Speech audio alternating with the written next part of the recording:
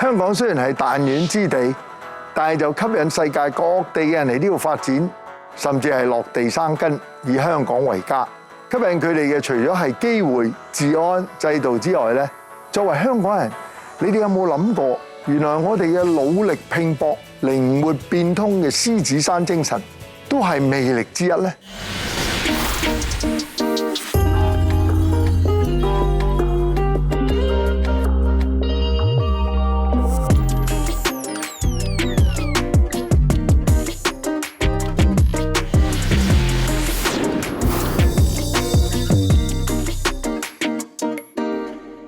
物流集團主席兼創始人詹康信喺美國出生，大學主修航空工程，畢業之後到日本打工。1965年以$1000喺橫濱創立搬運公司。1978年移居香港，繼續發展生意兼落地生根。今時今日，生意遍及43個國家，擁有超過3000名員工。Hi Jim, Hello, so nice Fred. to see you. Thank you very much for having me. I'm very much looking forward to speaking to you because you can tell so many stories about yourself and Hong Kong. How did a young American end up in Hong Kong? I think that's the first question I'm interested to know. Well, I came to Hong Kong for the first time when I was 21 years old, and it was just a short visit. I was on a ship. That was in 1961. And I was just fascinated by what I saw all around Hong Kong. It was just amazing, but I didn't stay very long. I had to go back and finish my university. But I had that kind of intrigued me to come back to Asia. And later in 1970, I came to Hong Kong and started business here. 1970? Yes. Wow. Yeah. That's 55 years ago. That's exactly right. That's our company here is 55 years, but the whole company is 60 years from the Japan start. When I finished my third year of university in California, one of my roommates and I decided that we should travel before we finished university. So we put up a big map and we said, let's go to Europe. And that was exciting. But as the semester went on, we decided, why not go to the Middle East or why not go to India? And so it ended up, we tripped around the world. Finally, we ended up in Asia. We went to, of course, India, Sri Lanka, Singapore, Vietnam before the war started, and Hong Kong. Then we went on to Japan, where I stayed for a month. My family were living there, and then back to California to finish school. But without question, that was the big turning point in my life, and I call it a defining moment in the sense that made me know I wanted to go back to Asia. I didn't know it was going to be all of my life. I went, as soon as I finished university, I made arrangements to come back, and my father helped me get a job in Yokohama. And so I took this job, and it happened to be in this moving business, the international moving, and I liked it. I really wanted to be in Japan to learn history and language, but I really liked the job as well. But after 18 months, the circumstances were such that I was let go, not because I did anything wrong, but because the company was changing. And so I was in Yokohama, 24 years old, wanted to stay in Asia. That's when I started my own company. 環遊世界之旅令詹康信同亞洲結緣，對香港留下深刻印象。喺日本嘅搬運生意上咗軌道之後，佢仍然念念不忘香港呢個地方。Why did you pick Hong Kong instead of Japan? Well, I did actually start in Japan. It was a very small company, and we got it going and after 5 years, we were sort of stable. We didn't have to worry as much as making payments and everything. And so we wanted to expand, and I always thought, I wonder if I could do something in Hong Kong. And at that time, a lot of people had left just in the late 60s because of the Cultural Revolution was a bit frightening, and they thought, it was all over for Hong Kong. Mm-hmm. But in fact, that ended very quickly, and at the time we came in 1970, everything was swinging the other way. Nothing ever happened in Hong Kong as far as the Cultural Revolution, but businesses started coming back. And the business we were in was that of transporting them, their household goods, so it was a perfect time to start a business here because there was very little competition doing that kind of business. Since your arrival in Hong Kong in 1970 up till now, in the last 55 years, how did you handle some of this crisis? You're absolutely right. Later there came medical crises, SARS and COVID, but there were a lot of economic issues as well in terms of the local economy, the world economy. and each one affected Hong Kong, but Hong Kong survived them all. It would go down a bit, but because of the Hong Kong people, they never gave up, and then it bounced right back again. And so it was interesting for me to watch that happen and say, my God, this is an unusual place. People don't get depressed or anything. They just say, tell us what the new situation is and we'll get back to it. We'll make it successful. And that's exactly what they did. It was something about the Hong Kong people that was very unique. I came from Japan, so Japan was a very kind of regimented, organized population in business and in everyday life. But when I came to Hong Kong, it was sort of a wide open international community where people were striving to make their lives better. And that really affected me. It's affected me my whole career, actually, because I kind of adapted to it myself. But it really was a great environment to do business. So we had immediate success. The very first year we opened here, we were profitable, which is not usual. And every year since, in the whole 55 years, we've had profitable businesses here. I think a lot of people, shortly after I got here, were a little bit nervous about what was the impending handover and what it would mean for Hong Kong, how it would change Hong Kong. And so up to that date, as you know, I mean, a lot of people, decided to move away or change their lives a bit. And I think they were all amazed to find that Hong Kong, in fact, actually didn't change at all. In some ways, it even got better, after the handover. And a lot of those people started coming back. It was good for our business. It was good for the international moving business. So, 對於詹康信嚟講，佢選擇以香港為家，唔單止因為呢度營商環境優越，充滿發展機會。喺佢眼中，香港係開放、多元、包容嘅國際都會，仲有好多吸引之處。Some of the things you mentioned are what I like about Hong Kong. I mean, the ease of getting anywhere. I mean, I came here about the time the tunnel was built, and the first tunnel, and before the MTR existed. 1979. Yeah, I know. And so this is one beauty about living and doing business in Hong Kong. I can have 8 or 9 meetings a day. People here are moving up the ladder, getting flats and that sort of thing. And I think, and the education system here is fantastic as well. When I came here, there were probably 2, 3 universities. Now there's something like 10. So there are really opportunities to get a great education here as well. So we're turning out a lot more educated. Yeah, my father was definitely my role model. He didn't get to have much education. And when World War II came, he was given a commission, which is unheard of for a man with no education, no proper education. But he was made an officer in the US Navy, and he served in World War II in the Solomon Islands and in Okinawa. I watched that happen and then went into a business career, and I said, this is an amazing man. He just pushed himself, pulled himself up, and I said, I want to follow as best I can in his footprints. I actually got an education thanks to him. The other thing I should say about Hong Kong on the personal side is that my son, who went to school here, he went to university in the US, but he came back, he loves Hong Kong, and he actually gave up his American passport to take a Hong Kong passport. He's smart, lower tax. I know, and many, many advantages, but I didn't encourage that. He just came to me one day and said, Dad, this is my decision to live, so I want to do this. And he was able to meet the requirements, and he was able to do it, and I was very happy for him to do that. Good for him, good for him. Yeah. And I understand he even married a Chinese. He married a Chinese lady, and they had 3 beautiful daughters who are now growing up. He's quite an interesting guy. He has that entrepreneurial spirit. So my daughter actually has succeeded me as the CEO of the company, but she's been with the company a long time, and she's very good and stable as a manager. So she's going to take the baton. That's wonderful. You mentioned about your wife who loves Hong Kong and all that, Yeah, right? yeah. And she's a wonderful wife, and just sort of like a perfect partner for me. My wife is British, but she is a real Hong Kong lover. She doesn't want to go anywhere else. We have our friends here. We like the environment. Everything about it has been great. So we're very content. Just show the bottle with my signature on it, and then a lot of people's signatures on it. Jim, this is really a wonderful club, and it has been around for what, 20 years? Yeah, about 20, a little over 20, yeah.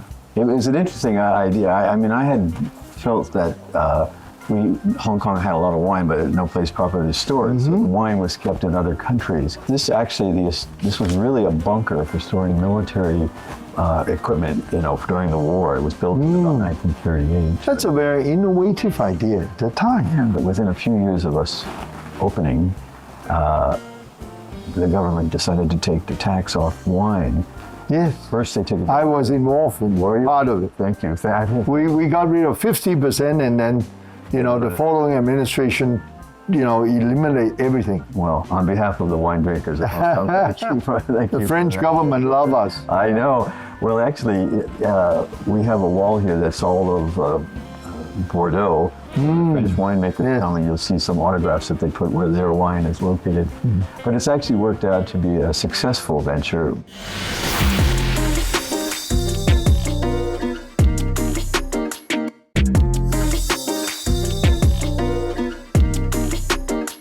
So Jim, this is your office. Yes, this is our Sha Tin office. We built this building back in the mid-'80s, and we have a lot of people who work here. It's actually, this area was so level at that time, but now buildings have shot up all over the place. So it's a very, very good location. When did you buy this building? I think it was about 1985 that we bought it. Yeah, at auction in the government.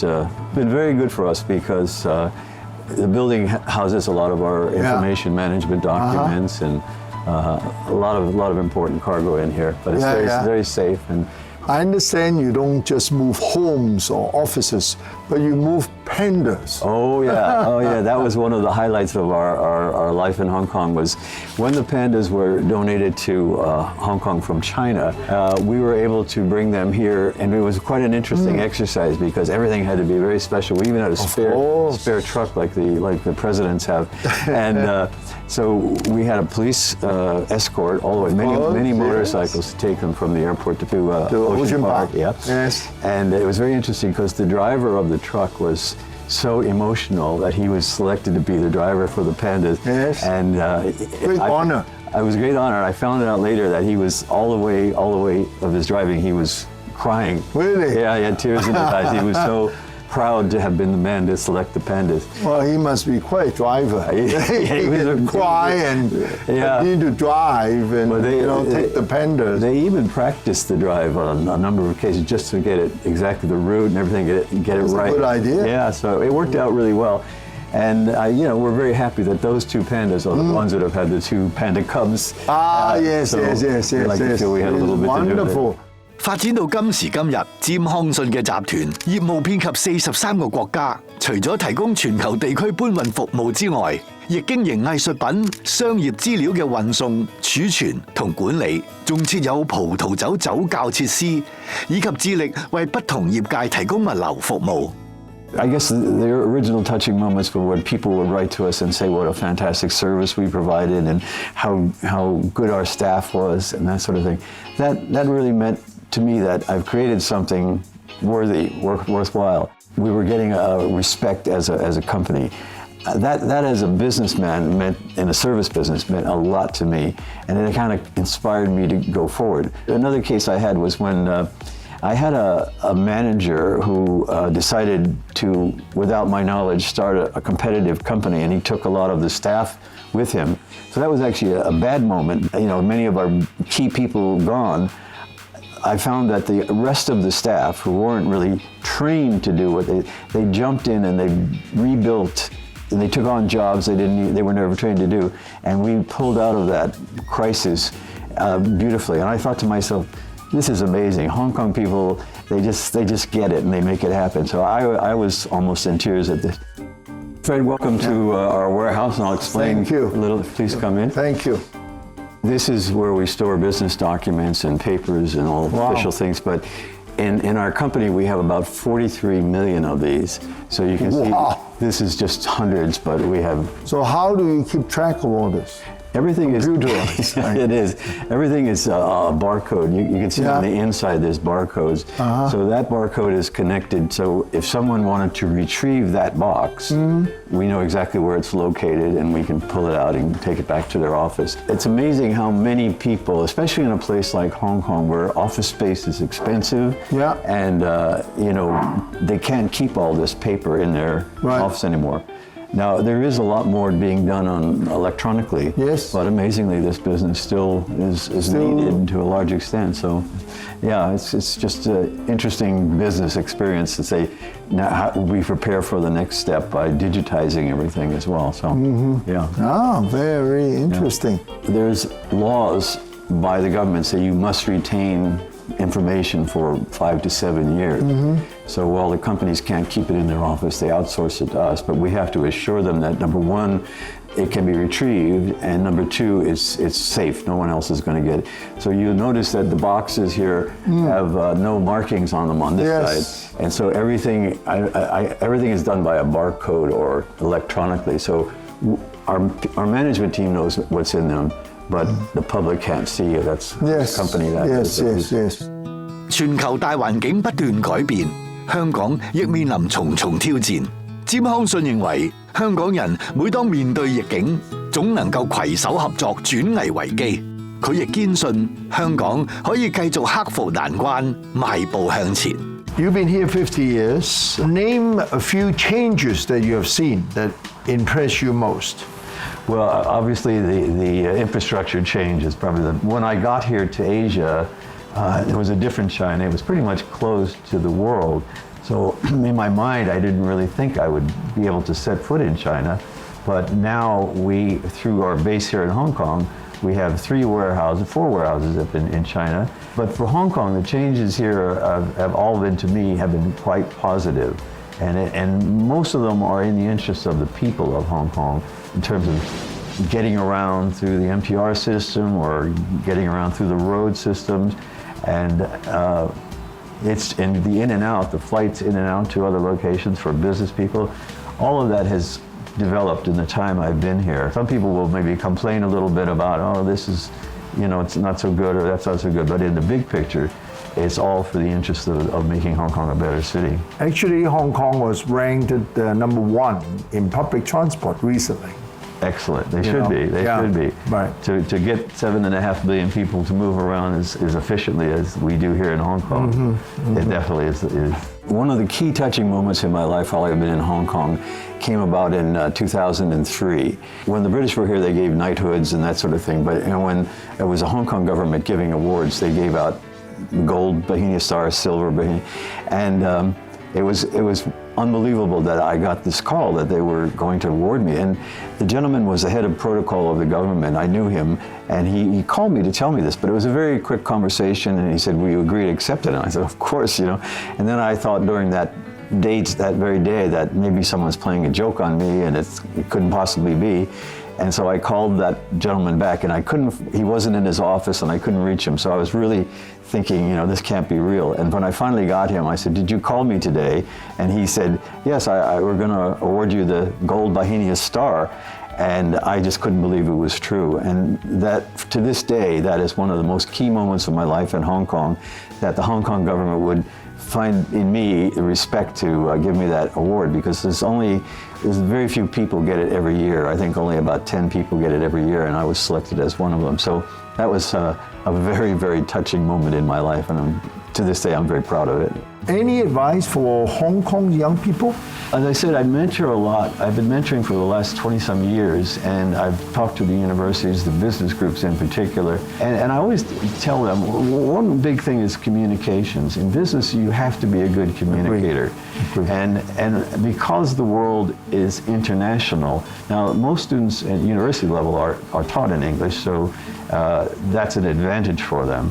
But also I encourage them to get out into the world and understand different cultures. Yeah. Maybe they'd appreciate Hong Kong culture more if they understood other cultures. But to do that and become more of a worldly citizen, so with the communications and understanding the world, I also tell them to participate because in committees or groups, even if it's a sports group, once you do that, you're part of a team. You may end up being the head of the team, and that gives you a lot of great grounding for your career, because throughout your career you'll be dealing probably with different employee teams and that sort of thing.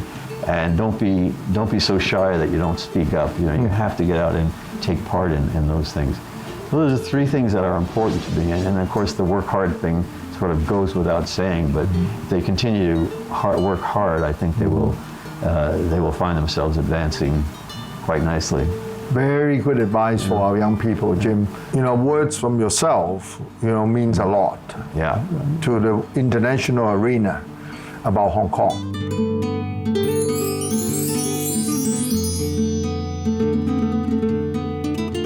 I'd have to sit down and find the words, because to me it's something you feel more than you, and I think people would come here. When one of my guests, when I first moved here, he came and he said, as soon as I got off the plane, I felt comfortable in Hong Kong. And I think this is an atmosphere of that. It's a little bit international, a little bit Chinese, well, a lot Chinese, and I think people feel that way when they come here. But I think some of the things I mentioned, like hard work, people still value the results of hard work. Entrepreneurism, I think people want to have their own income and work for themselves, that sort of thing. There's so many elements to the Lion Rock spirit. I certainly have it. I've been infused with the Lion Rock spirit, and I'm delighted about it. Yeah. But I think that people have to come here to experience it. Interestingly, everybody who does come here, they go away, this is a great place, this is so nice, it's not what I expected. And the media is creating that, but yet when they come here, they just immediately feel it. It's just so many positives about this city that they probably don't have in their home cities, the visitors. Don't let any of these things that have happened get the people down. Keep your spirits up, the Lion Rock spirit, and just go about your business, work hard, and we'll raise the whole society. Give back. I always tell my employees that we made our money, or we made our success in different cities of the world, and we have an obligation to give back in some form. And I'm so happy to see my employees around the world do that. And thank you very much for joining me today. Thank you. Thank you, Fred. Appreciate it. It's been a pleasure. Thank you. Thank you.